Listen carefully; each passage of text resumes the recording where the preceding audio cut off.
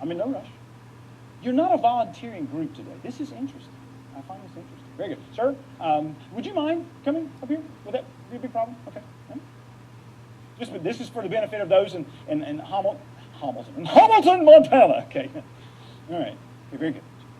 Your name is? Derek has a deep voice. You know, he could very easily be singing Barry White songs. Okay. All right. It's Derek, right? Okay. All right, Derek, you've got the microphone close there. So, all right. Derek, tell me about your first job. My very first job? Yeah, your very first job. All right, I was 15 years old. I worked at Hardee's. Okay. And after school, I was in the drive-through window. Yeah. Serving people burgers. Big Mix, not Big Macs. I think it was Big Mix. Yeah. I remember when I had my first part-time job when I was 15. I actually, one of my jobs was I actually worked in a graveyard. Filled in graves, and so, all right, so, see, level one, real basic. You know, your need is because you think you need to share something about you in the situation. Focus is on me. The focus is not on Derek. He was giving some good answers. There's lots of stuff to build on there. But my focus was on me, okay, instead of on Derek. All right, Derek, now we're going to go to level two listening. Okay? Level two listening is I should be more focused on you. Now, I am going to ask you to repeat, what you said in just a moment, but I'm going to handle it a little bit differently. Okay? So I just want you, Derek, tell me about your first job. Again, I was 15 years old. My dad was in the local area where I lived at, about 10 minutes from where I lived at. I worked on Saturdays and Sundays, and I worked at the drive-through window. And it gave me an opportunity to really develop my first customer service skills as I dealt with customers coming through the window as well as at the register. And more importantly, it branched me out from being able to take the responsibility of going to work and learning how to receive my first money outside of an allowance. And some of the skills and some of the morals and some of the values that my parents invested in me, I was able to take that and now transform that into the business world by working my part-time job. And even as I work today at NIH, some of the skills that I developed at that time was founded during that time in 1988 at the age of 15. And I'm very grateful for the opportunity to be able to build those skills that started at that time.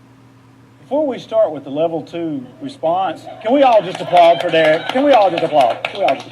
Beautiful. That was beautiful. All right, Derek, now you said lots of things interesting there, but you said that you were able to transfer some of the values that your parents had taught you into this part-time job. Now, I don't normally hear that about a part-time job, especially something maybe it's like at Hardee's. Tell me more about that. Well, first of all, my father, who was a very hard worker, he talked about the importance of discipline and responsibility. And even though this was a part-time job, I look forward to the opportunity to represent that. Made sure that I was always there. He took the Tom Coughlin approach. You don't go to work on time, you have to be there early. But also, one of the things that I really value as well, they talked about representation. And so when I did go there, even though I was a young teenager, I really tried to do my best to represent not just myself, but my parents always told me I'm representing them. And so my dad said, when you are there, you're not going to be a lazy person and just whatever, here's your fries. I want you to be able to really, and that goes back to that foundation of that service that he really wanted me to represent him as I'm dealing with people. And so within the first year that I worked there, I was 16 years old. I received my very first promotion. My mother and the manager used to fight all the time because I used to want to work more hours, and that spoke to also my dad's dedication, and that's something that I really wanted to do. And I'm just really, and as you now, I'm thinking, I just walked in the door, now I'm going to be thinking of some of the memories that I had at that time. It's now almost approaching 30 years, I guess. Stop right there, Derek. Stop right there. I'm sorry, I hate to stop. I mean, this is wonderful. I mean, I'm loving this. Aren't y'all? I mean, this is great. I mean, I'm glad we're getting this on recording because, and I'll jump into level 3 with some of the things you just said in a moment. But did you notice, I love what was happening there with Derek, was that he said, now that you're mentioning it, because the focus is solely on him, I ask him about something that he said, not necessarily the tone, but just what he said. You said values. Tell me about that. And I didn't interject anything from my perspective. Just tell me about that. And you saw where he went. Gosh knows, if I ask him another question, we won't be out here till 12 o'clock, And I love that, Derek. That's great. But that's level 2 listening. You ask them something that you heard them say, and you watch for the reaction to their response. And see, here's the amazing thing. And I'm sorry if I get overly excited about this, but this, to me, is one of the simplest ways we can improve our ability to lead our teams, is aggressive listening. Because we don't listen well. Because we just listen to fix. We're going to find out what's causing that in just a moment. But wow, what could we learn and what could we build on if we were better listeners? All right, we got to move on because this is good stuff. All right, so now we're going to move to level 3. Okay, all right. So level 3 is when you listen, and I'm not going to ask you to repeat all that, Derek. Don't worry. But it's everything about the conversation. All right. And so you notice the energy in words. And so I'm going to try to do that with him. Now, he's got a lot of stuff out there that I could jump on, but I want to do it real time versus trying to go backwards. So okay, Derek, let's jump back into it then. All right, Derek, I noticed in this conversation that you have mentioned your dad 3 or 4 times. Obviously, Dad had huge influence on your life. Tell me, how, as a dad, I'm always looking for ways to be a better dad. What did he do that causes you to be sitting here articulating so much about what he taught? How did your dad speak into your life or teach you some of this? Well, first of all, I'm very fortunate. Actually, my dad turned 71 about a week and a half ago, and I'm thankful that he's here. And as we are now approaching Thanksgiving, I'm always telling him how much I'm very, very fortunate.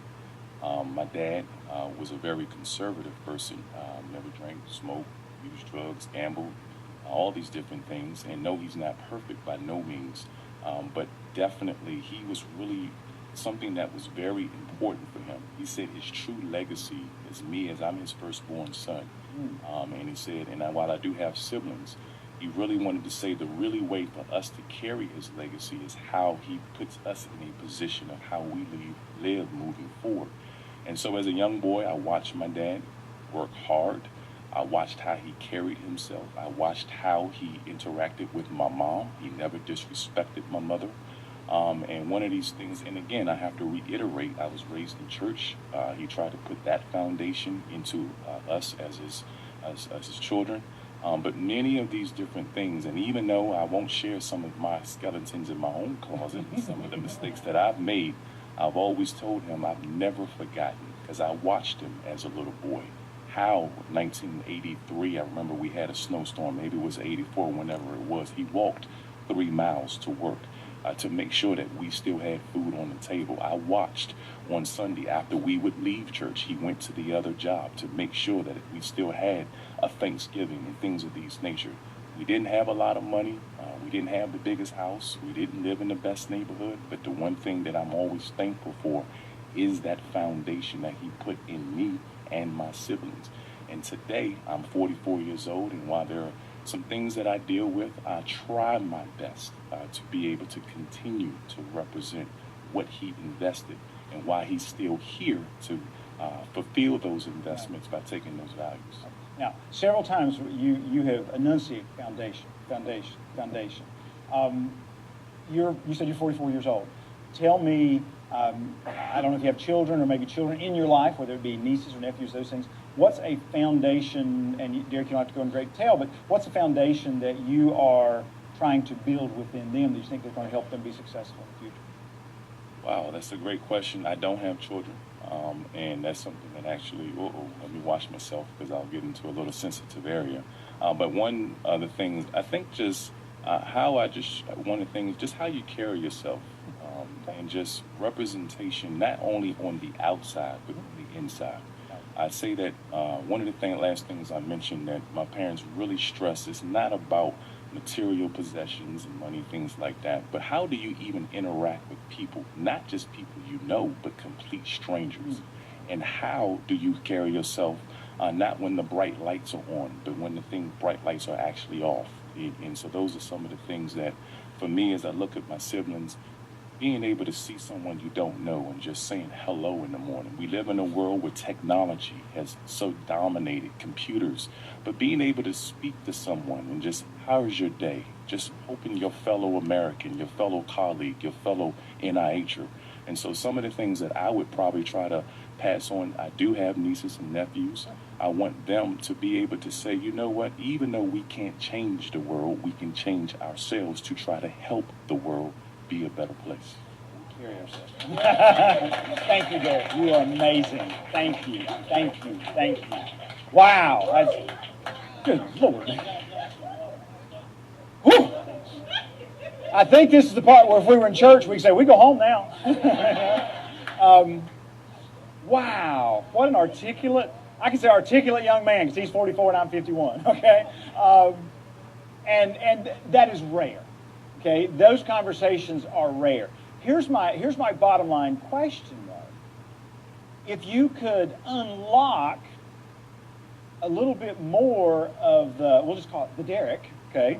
If you could unlock a little bit more of the Derek in conversation with those team members, do you think you could work with them a little more effectively?